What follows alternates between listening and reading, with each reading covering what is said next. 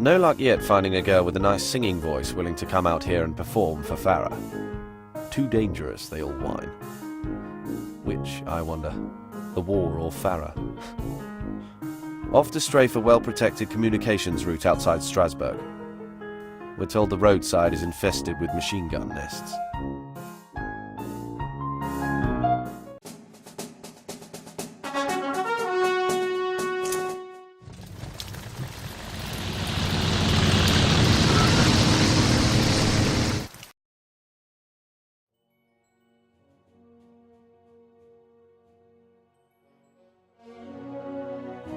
The road was infested, all right. We ran into a plague of shell-spitting pests. There was only one thing to do. Spit back.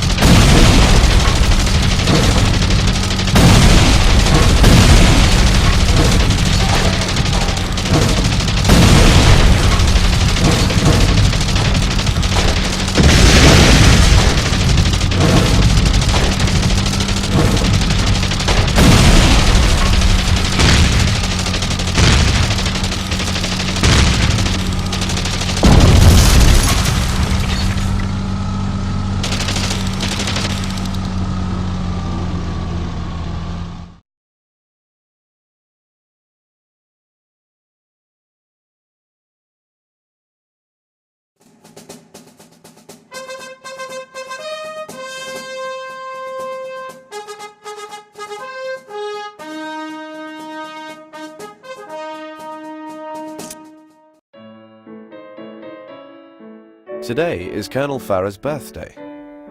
I think we got him the perfect gift. A portrait of the infamous Max Immelmann and Oswald Belker with the engraving, "Dead by Year's End." He seemed touched, though we were all surprised when he chortled, "What, no cake and ice cream?" Good thing we didn't find him a girl. Just saw a loving birthday card from his wife on his desk. He says she means the world to him. Late afternoon patrol going up over Strasbourg. Hun cover shouldn't be too heavy, but one never knows. Maybe if we get back in time, we can dig up some cake and ice cream after all.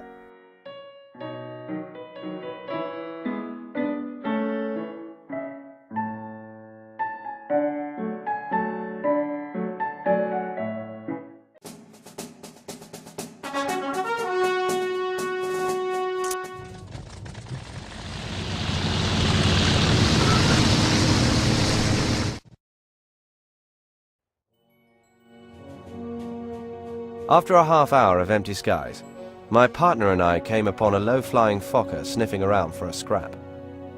Hoping to bring Farah another present, we put our noses down and dove in for the kill.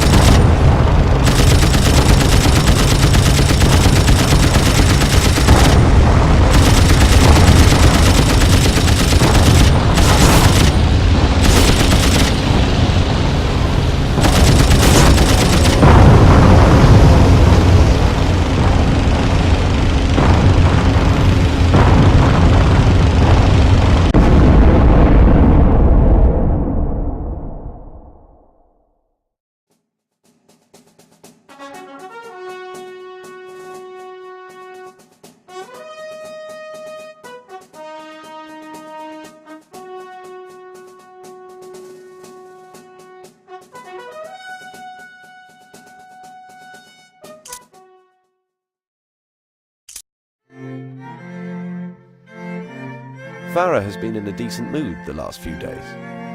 Guess the idea of being another year older doesn't bother him. Just being alive another day is reason enough to celebrate in this war. Wing HQ reports that Hun patrols are swelling at Colmar. We've been told to be extra cautious when we go up at noon.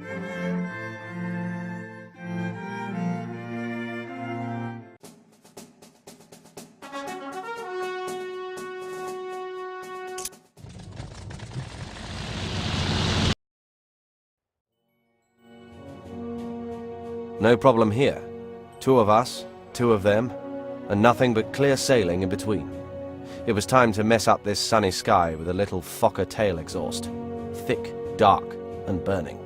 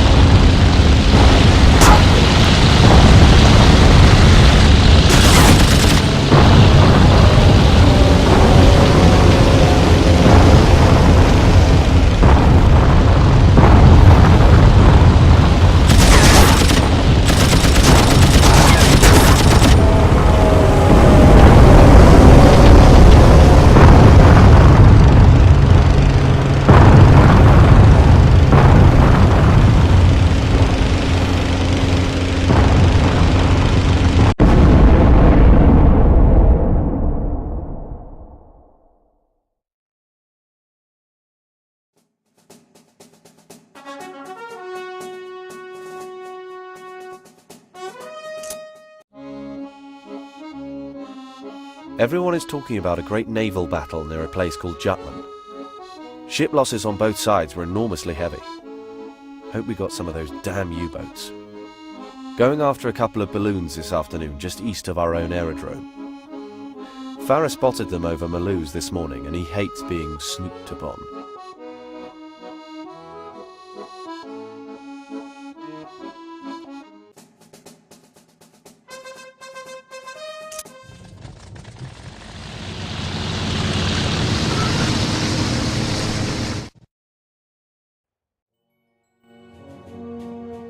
Bad news for Jerry.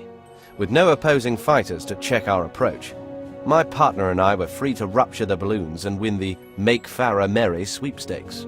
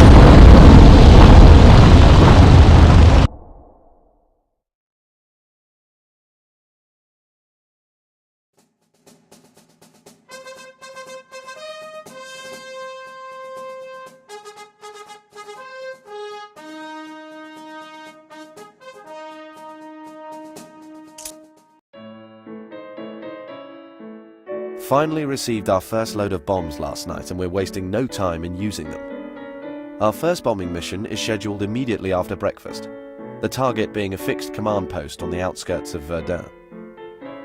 The recon photos we've acquired should be a big help, though we'll have to be careful. Both Immelmann and Belker have been spotted in our sector.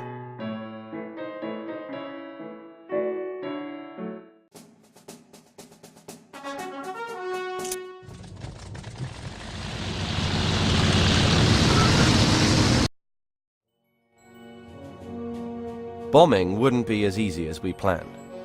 A deluge of anti-aircraft fire flooded our way. Over and over, I heard Farah's voice in my mind shouting, "Look out for Archie."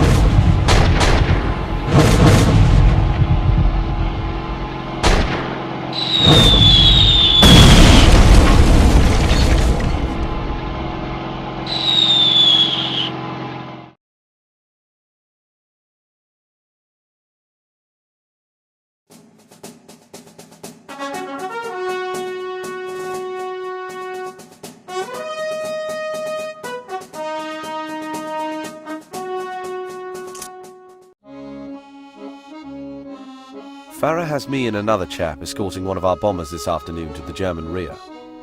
Never flown escort before, but I understand the main idea. The survival of the bomber comes before the survival of me. Not sure I like that philosophy.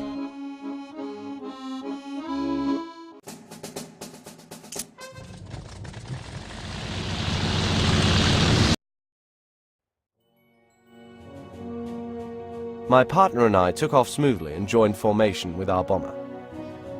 All was well with our aerial world until two attacking Fokkers appeared from nowhere, determined to sidetrack our sortie.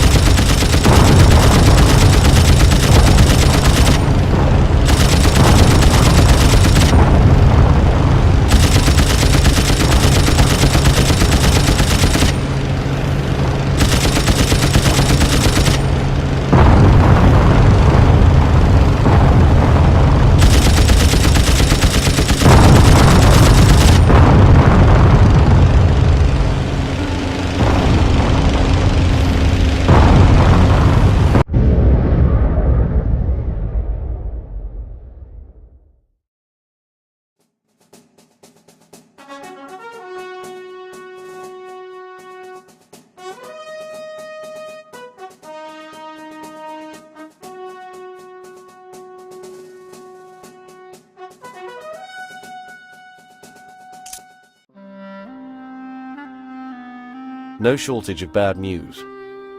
Just heard the Huns captured Fort Vaux. As if that's not bad enough, we also learned that Lord Kitchener, the British War Minister, was killed last week aboard the cruiser Hampton when it hit a mine in Scapa Flow. Sadly, we haven't the luxury of time to mourn our losses. We're off to bomb the aerodrome at Colmar and do our part to end this battle.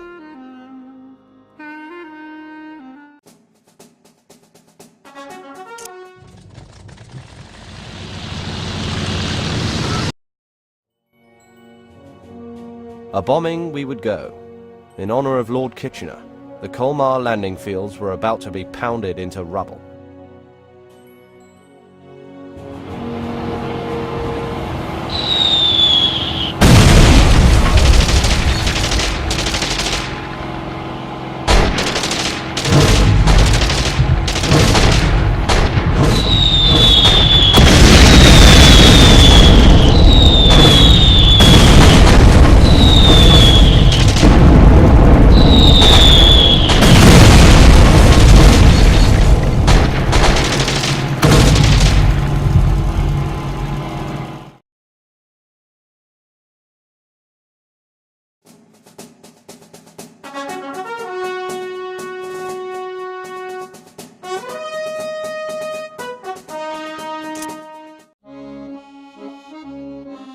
A victory for the Allies, but a loss to all pilots comes with the death of Max Immelmann.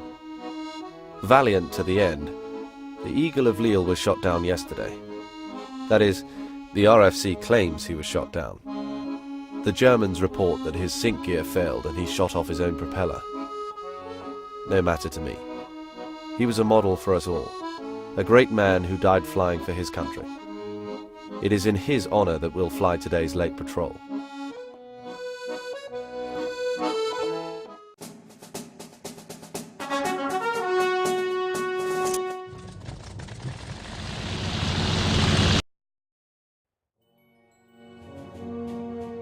The sky seemed off-kilter without the Eagle of Lille.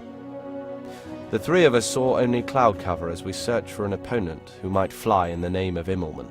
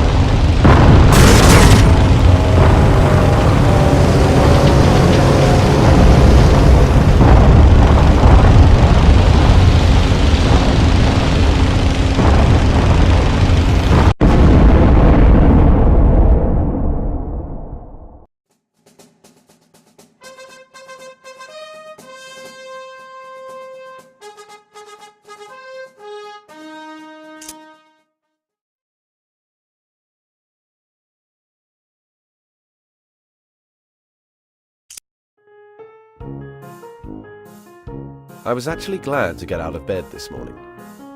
After our three-man patrol at noon, we'll be packing for a full week of leave. All that stands between me and Gay Paris is a quick loop or two over Verdun to make sure all is quiet on the Western Front. With services all over Germany to commemorate Immelmann, I don't expect much aerial activity.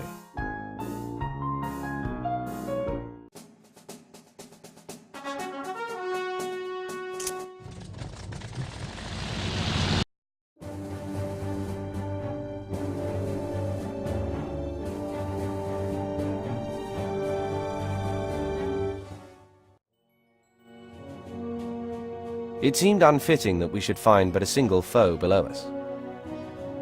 With the honor of Immelmann in mind, we wanted to let him go, but he was coming up hard. Perhaps he had Immelmann in mind too.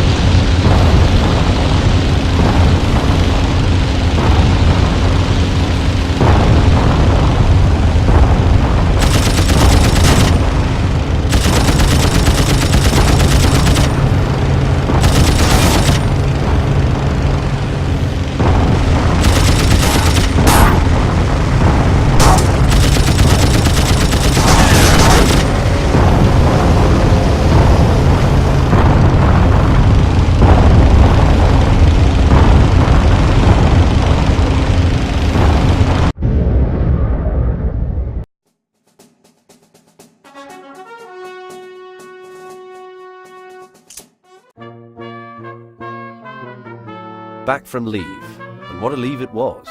Girls up and down the Champs-Élysées, girls all along the Seine, girls in every cafe and nightclub still open for business. Unfortunately, old Farah put a dampener on things the very hour we got back, when he demanded a full company short arms inspection. Needless to say, most of us were uncomfortable. The rest just plain humiliated. Haven't been checked out that closely since boot camp. Good grief, it was only Paris. Back to work today, strafing the front. How quickly one remembers what was so easy to forget.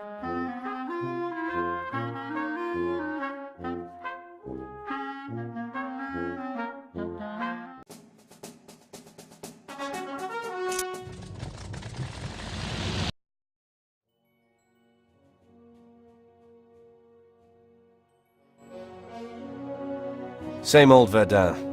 With our troops advancing, we flew in low to scatter the enemy regiments that had exposed themselves in their own paltry attack.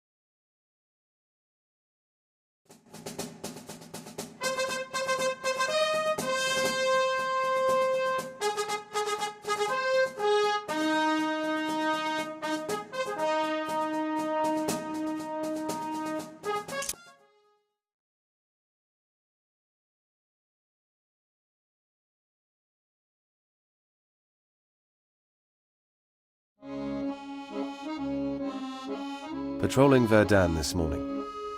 I'm starting to realize how much the trenches are haunting me. I've got friends out there rotting in the musty earth, and the war is still no closer to ending than the day I volunteered. With all the military brilliance on our payroll, someone must know how to break this stalemate.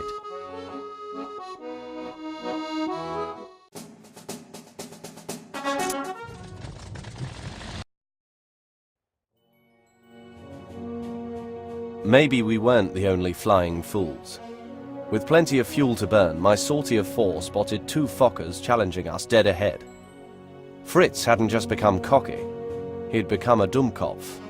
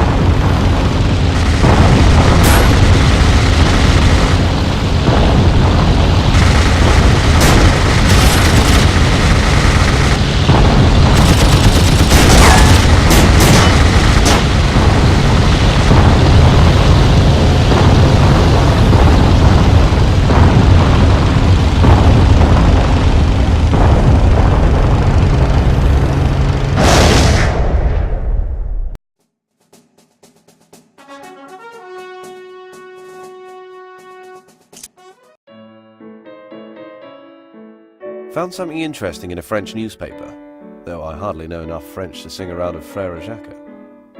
They're running box scores on all us pilots. Farah says they're only doing it to keep attention off the carnage at Verdun, but I still like the idea. We're bombing a train at Strasbourg today. Won't run up any box scores, but hopefully we'll run some box cars flat off the tracks.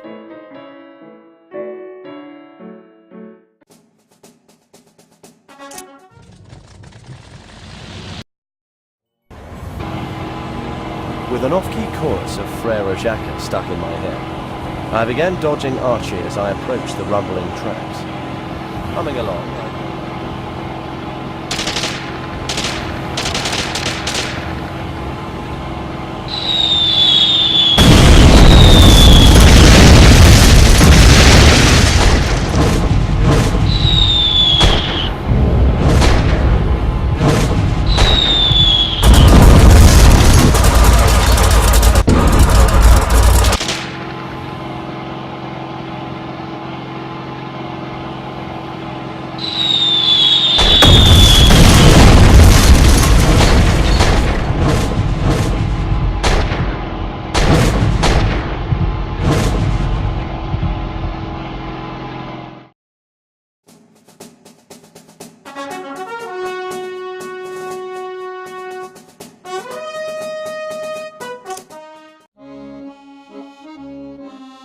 Four of us are about to go on the dawn patrol to Verdun. We've started to get things under control there, but now we've got trouble at the Somme River. Hostilities have erupted following a massive Allied offensive. Already there's talk that this new battle could be as drawn out as our current deadlock. No orders for our transfer, but we can expect them soon.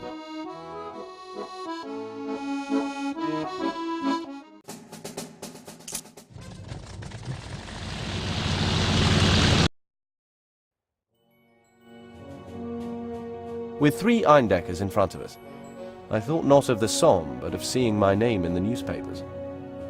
I just hoped it would be in a glowing war report and not in the obituaries.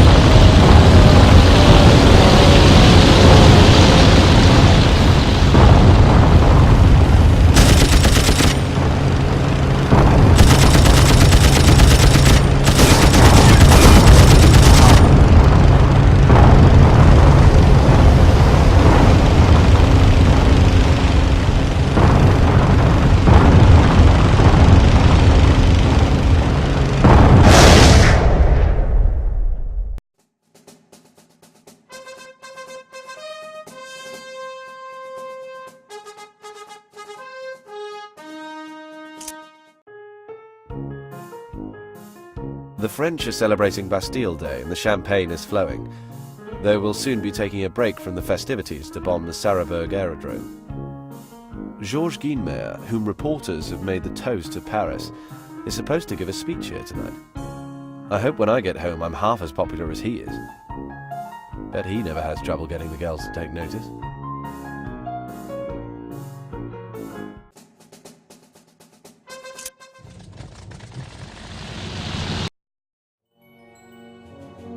No storming of the Bastille today. Dodging Archie left and right, we sighted the Sarrebourg airbase and rallied to raze it to the ground with incendiaries.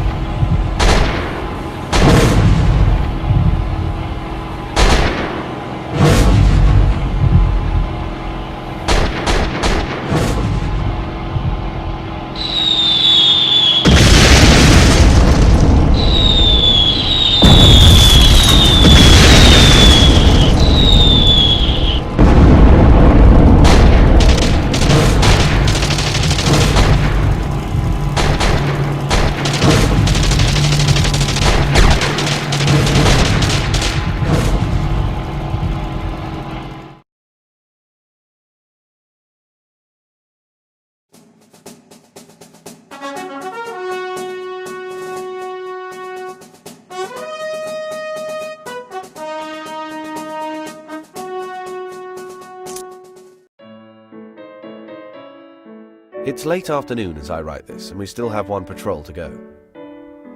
This week we learned that Immelmann is not the only great German pilot out of the air. According to the papers, the Kaiser has assigned Bölker to a training tour of Turkey. Guess Germany couldn't afford to lose two greats. Still, I wonder how the Luftstreitkraft can function without its renowned leaders.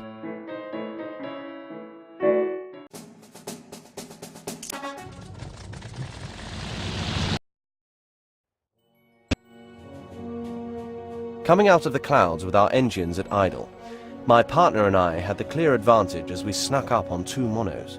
I pulled my throttle forward and prepared to open fire on the iron cross rudders.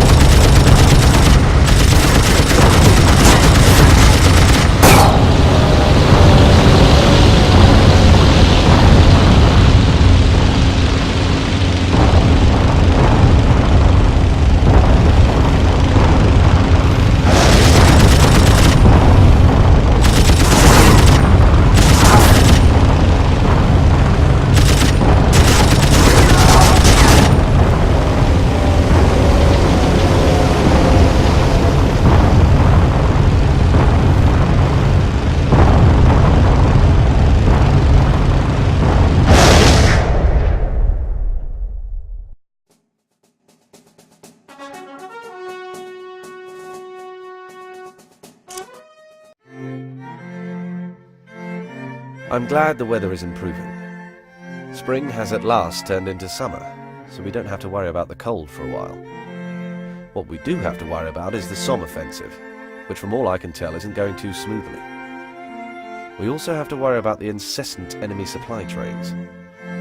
At midday we're going to bomb the line northeast of Nomeny.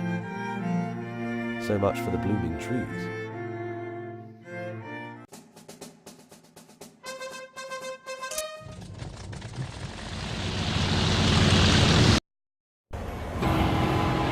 There wasn't any time to enjoy Nomany's green hills and flowering pastures. The train we'd targeted was swiftly slipping out of range. We needed to level it quickly and efficiently.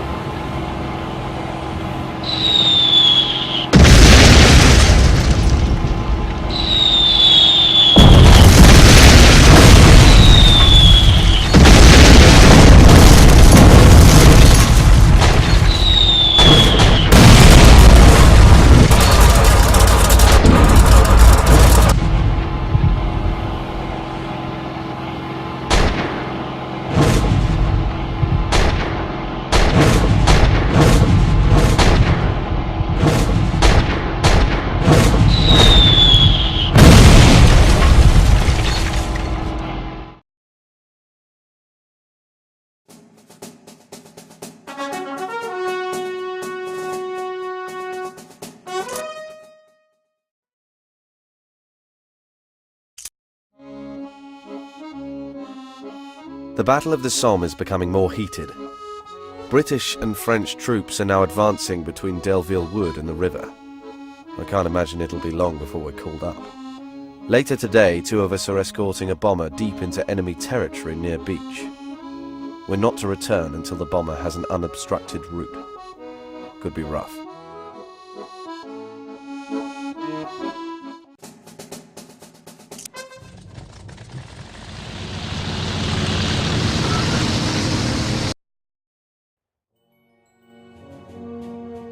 As two Fokkers emerged from the fog below us, my partner and I knew we'd face more at Beach than mere babysitting.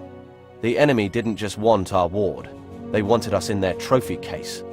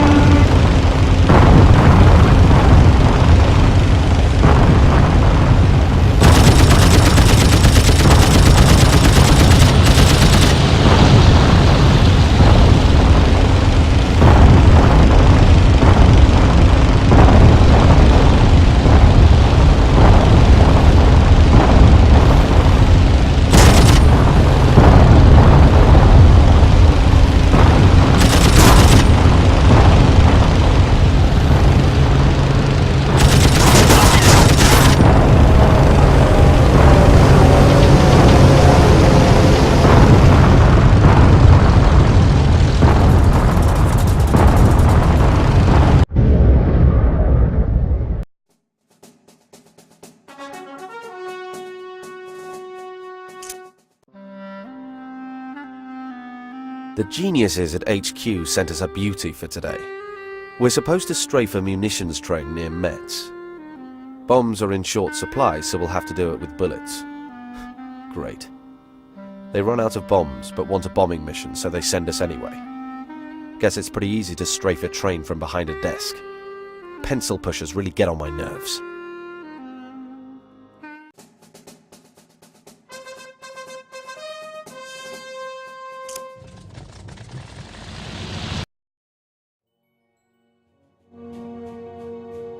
Whoever came up with this idea of strafing trains should be court-martialed. Bullets bounce off trains. It was going to take a lot of hits to get this one off the tracks.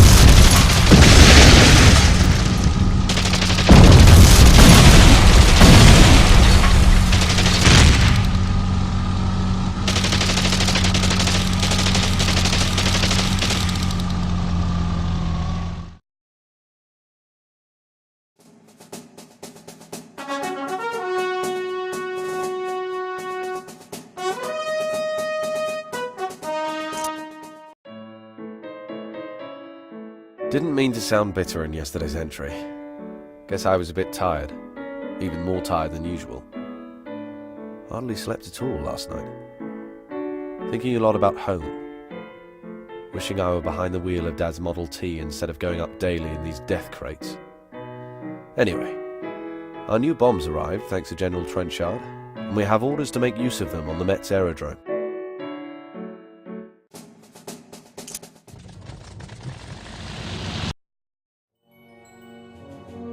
Sighting the oft-bludgeoned aerodrome, I readied my parcels for special delivery.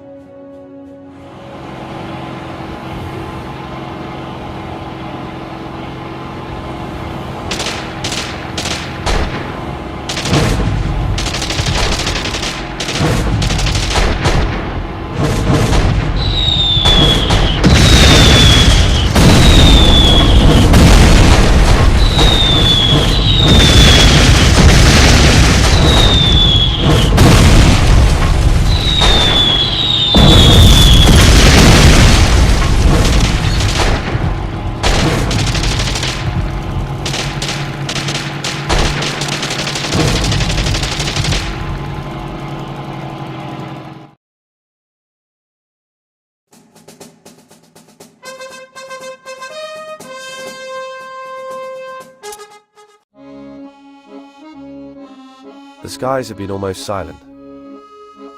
Belka is back from Turkey and quietly reorganizing the Luftstreitkräfte to counter our offensive on the Somme. No contact with the Hun for days. Eerie. We're scheduled today for one of our last patrols over Verdun. I don't want to face the Colonel without a victory.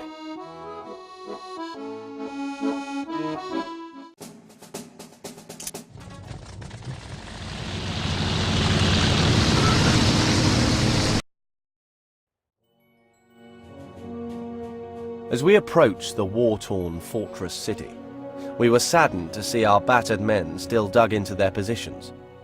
The three of us split up as a single attacker tried to add our hides to the landscape.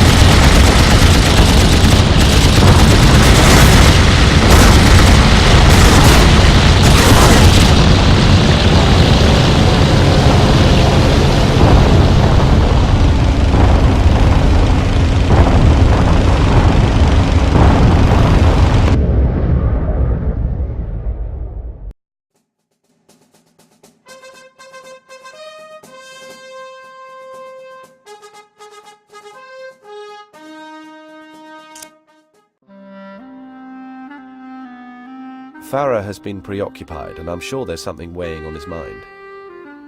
If I were a gambling man, and I don't know a pilot who isn't, I bet it has to do with the runner who brought today's orders. He'd just come from the Somme, his shredded uniform a blood-soaked sponge. Like good soldiers, we're waiting to be called there as we continue to obediently patrol Metz.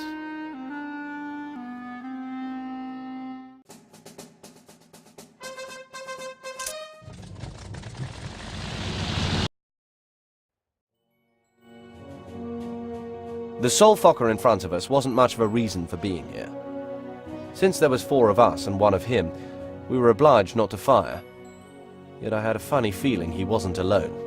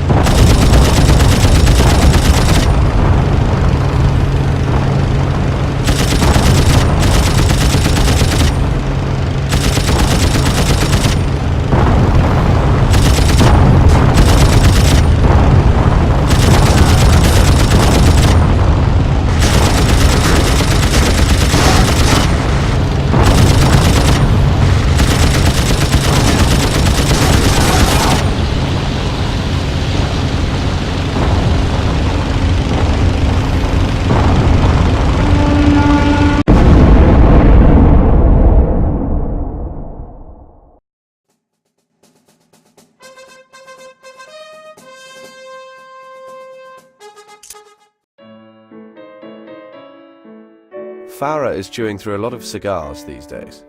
We seldom see his face without a helmet of dark brown smoke. Last night at dinner, the stench nearly made me sick.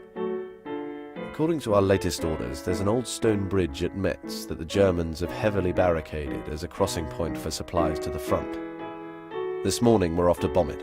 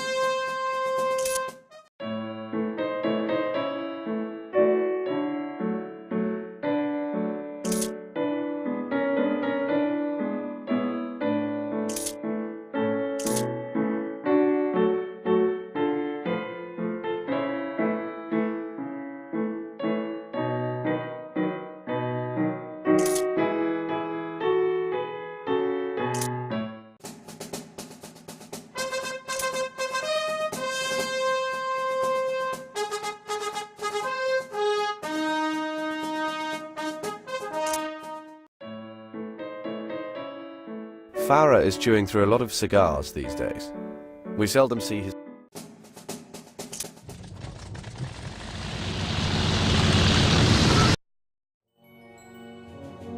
No one but a pilot knows how good it feels to see an enemy bridge collapse. Nor can anyone but a pilot know how frightening it is to see an enemy bridge buttressed by anti-aircraft guns.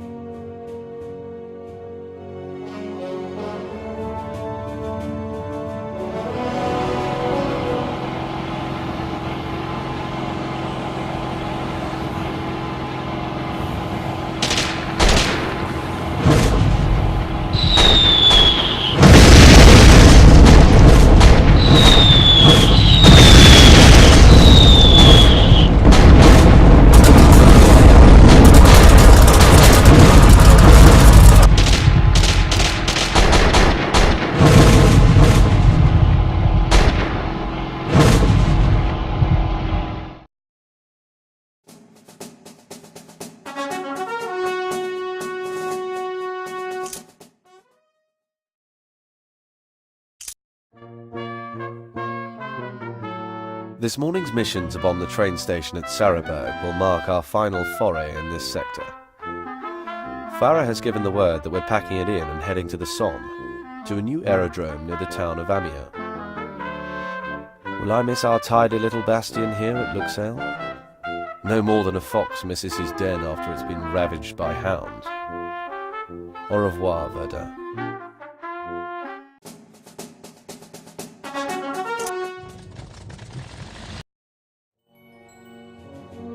Spotting the Sarahberg train station, I knew that HQ was using our leverage to cut off the transport of German troops. Bombing it was key to opening the lines so we could move to new terrain.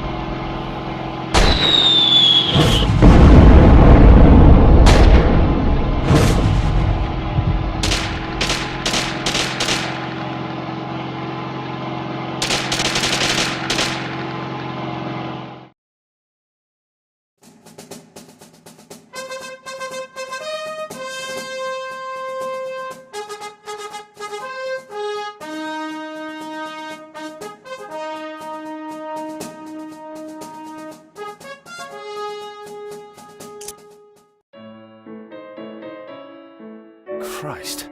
Farah is some kind of slave driver. Kept us up all night pitching camp at Amiens after a 5-day base move, half of it marching through rain and mud. I certainly don't envy the trench rats. Patrolling over the Somme for the first time today. Farah has instructions to let our presence be known here. If we bring down a Fokker or two, that ought to do the job.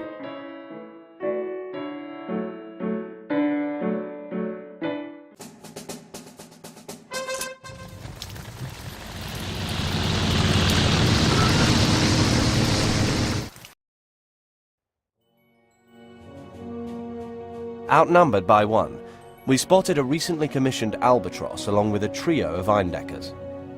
The time was right to see how Germany's new biplane would fight.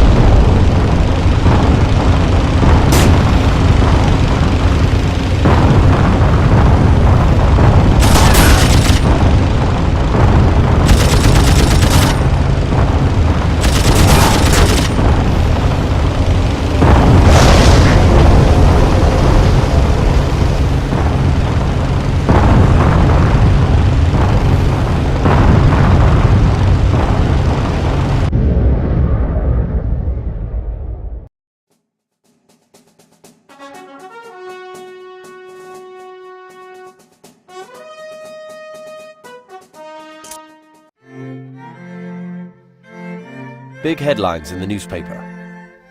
Romania has declared war on Austria-Hungary. Then Italy declared war on Germany, and Germany declared war on Romania. Nice of the Italians to join us. Meanwhile, we're off to strafe the Somme trenches. Not sure how this kind of mission is supposed to go, but I'm about to get some on-the-job.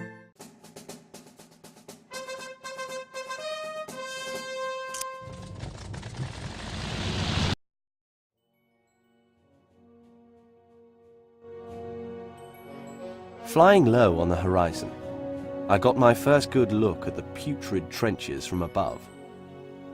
Seeing the hordes under siege in their mud prison, I gave thanks for having made it into the Air Corps.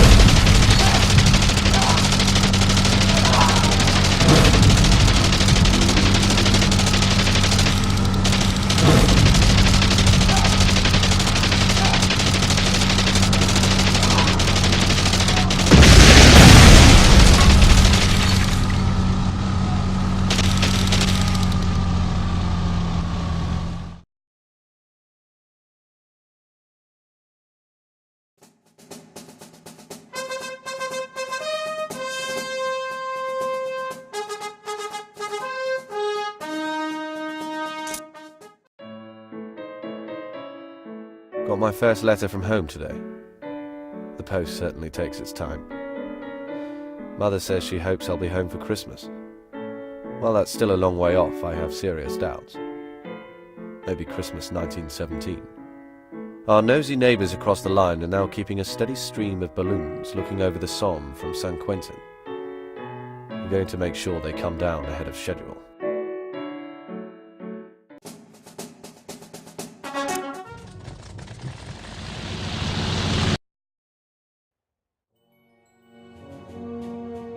The misty banks of the Somme came into view with a duo of plump eavesdroppers. Also in view were two ravenous Eindeckers below them. I wasn't in any mood to help their pilots earn the blue max.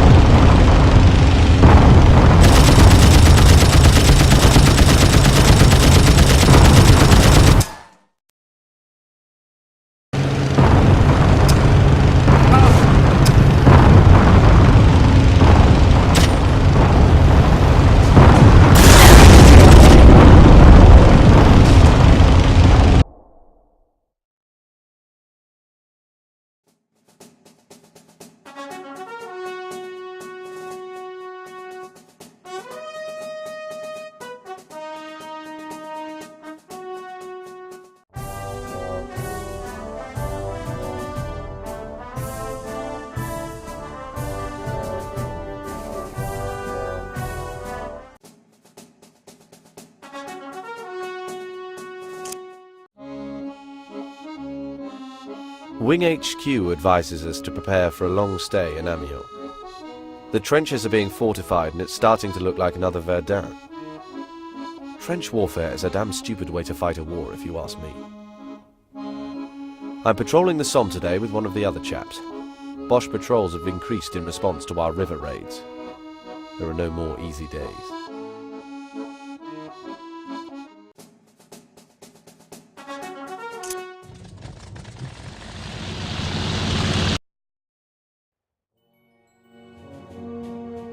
The river was unusually quiet, but above the momentary still, we were in for a clash. We faced the fairest of all possible fights, a 2-on-2 encounter with a pair of E3s.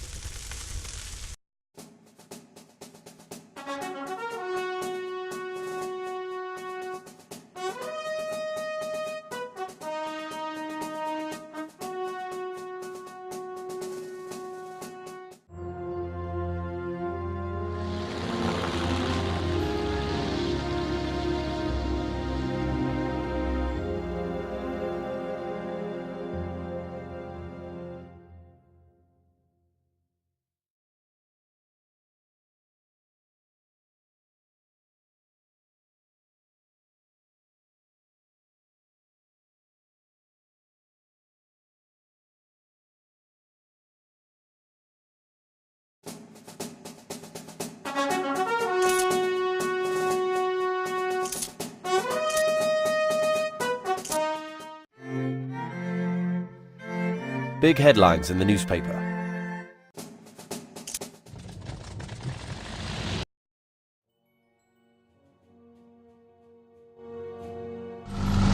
Flying low on the horizon.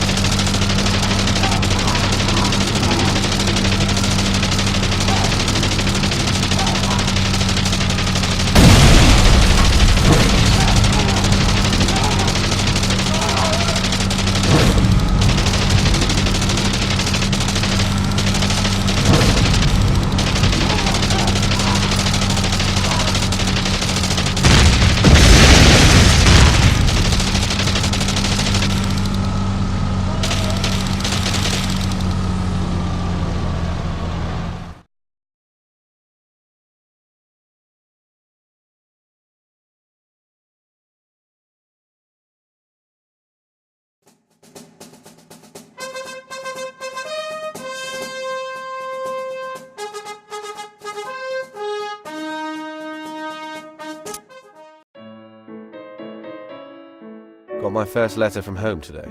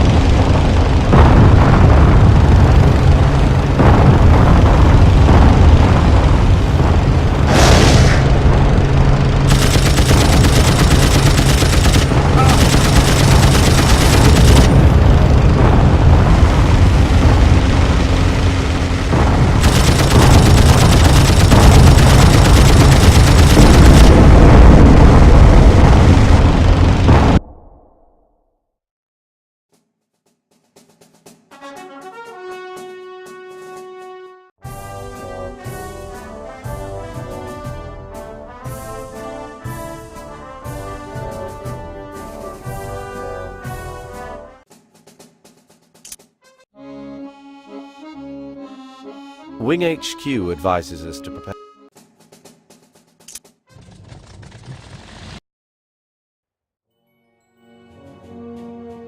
The river was unusually quiet, but above the momentary still, we were in for a clash. We faced the fairest of all possible fights.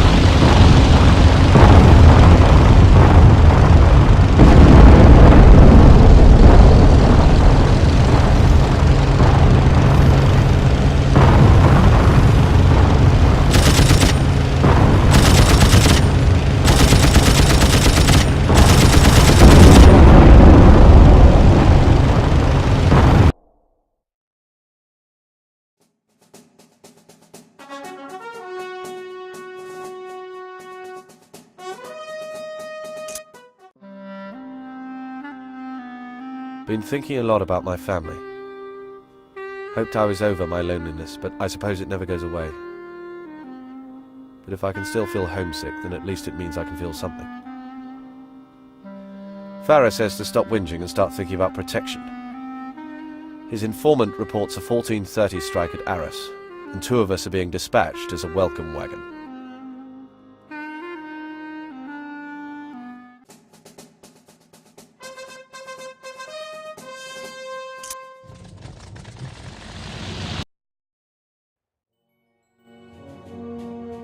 Fritz's flyers at Arras were up on us by 1. What they didn't have was the fear of failure drummed into their hearts by a loudmouth named Farah.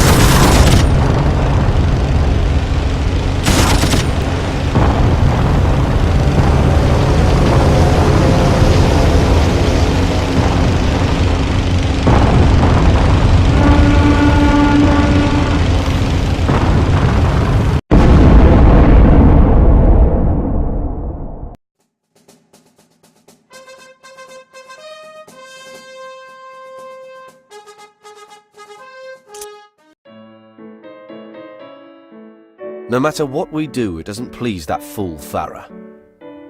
We risk our lives, we follow orders, we help the mechanics service our planes, and we shoot down Germans. All we want is our post on time. All he can say is, "Leave me alone, ladies." Pillock. I'm off with 2 of the others for some balloon busting at All Noir. No doubt I'll be keeping an eye out for our old friend Archie.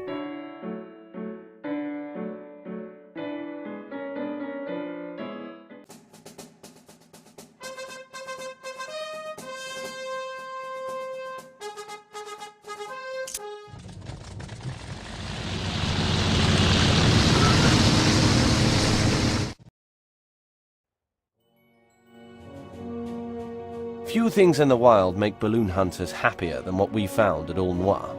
2 of the fat devils with no fighter cover. They were ours alone for the stalking.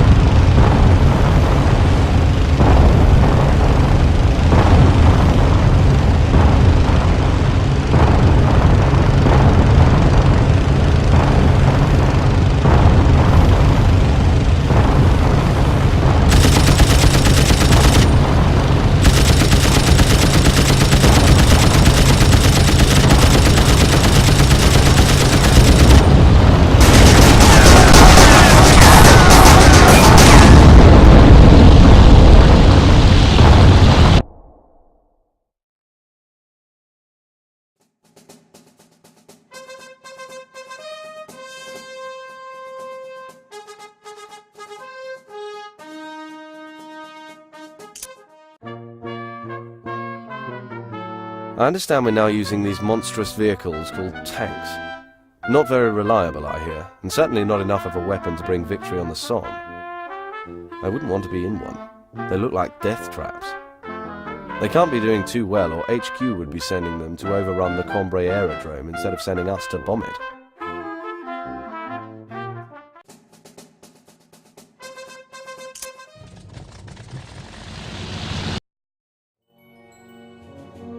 With His Majesty's armoured buggies bogged down in their tracks, we closed in on Cambrai with AA fire erupting all around. We'd have to be a lot more impressive than these tanks, or we'd face a similar fate.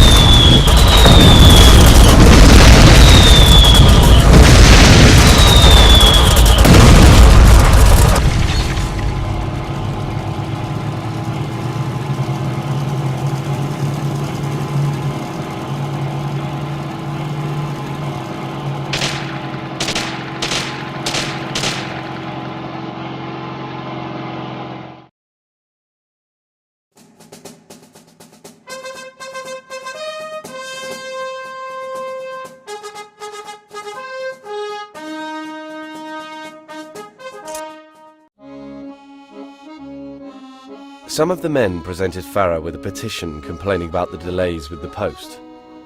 Farah says he's not interested in petitions, he's got much bigger problems to deal with. The enemy's position on the Somme is being reinforced with anti-aircraft batteries.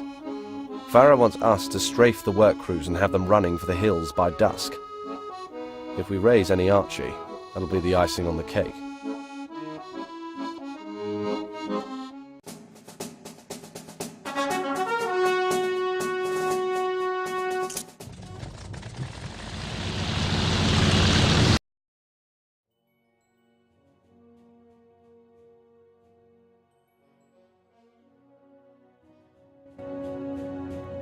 Paralleling the combat zone, I wasn't sure which was going to be more fun. Seeing the new AA guns incinerated or watching work crews tumble like circus clowns.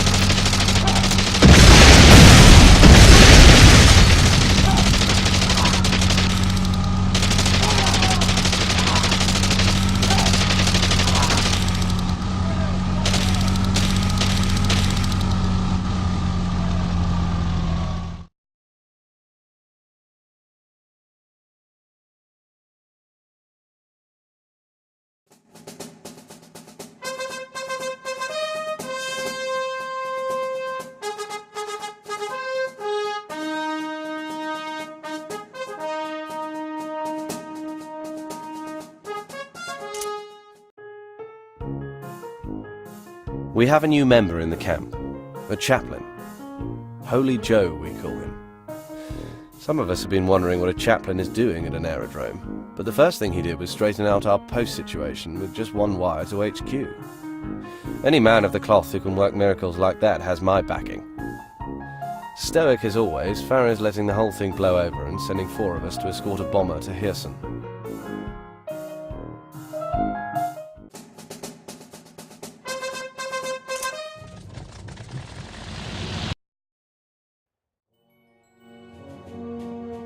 As we crossed into enemy territory, 2 E3s and a D2 tirelessly attacked us west of Hirson. For the moment, Prussian discipline in the sky was alive and well, and closing in on us fast.